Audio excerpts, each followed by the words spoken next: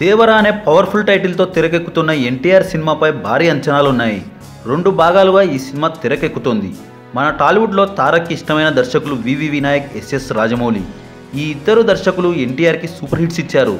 రాజమౌళి డైరెక్షన్లో student number 1, Simhadri, Yamadonga, triple R సినిమాలు వచ్చాయి.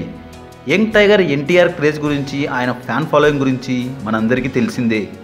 పాన్ ఇండియా స్టార్గా సినిమాలు చేస్తున్న తారక్ త్రిబుల్ ఆర్ సినిమాతో దేశవ్యాప్తంగానే కాకుండా ప్రపంచవ్యాప్తంగా ఫ్యాన్ ఫాలోయింగ్ని సొంతం చేసుకున్నారు ఎన్టీఆర్. ఇక ఇప్పుడు ఎన్టీఆర్ కొరటాల శివ దర్శకత్వంలో సినిమా చేస్తున్నారు.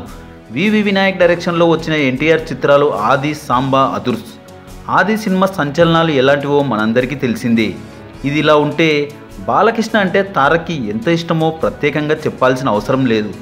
సందర్భం వచ్చినప్పుడల్లా బాలకృష్ణపై తన అభిమానాన్ని చాటుతుంటారు తారక్.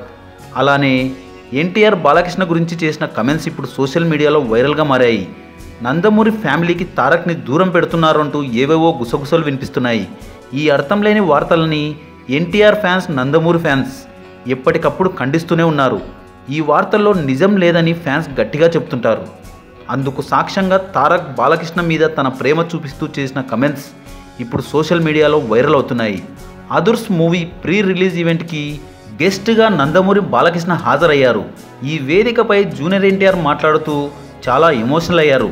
ఎన్నికల ప్రచారానికి వెళ్ళి వస్తుండగా ఎన్టీఆర్ రోడ్డు ప్రమాదం తర్వాత చేసిన మొదటి సినిమా అదుర్స్.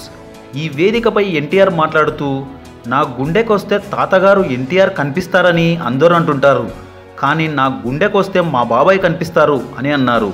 నేను క్షేమంగా ఉన్నానంటే మా తాతగారి ఆశీస్సులు, నా తల్లిదండ్రుల ఆశీస్సులు, అలాగే మా బాబాయ్ ఆశీస్సుల వల్లే అని ఎమోషనల్ అయ్యారు ఎన్టీఆర్ గారు. జై బాలయ్య, జై ఎన్టీఆర్. మరో ఇంట్రెస్టింగ్ టాపిక్తో మళ్ళీ కలుద్దాం.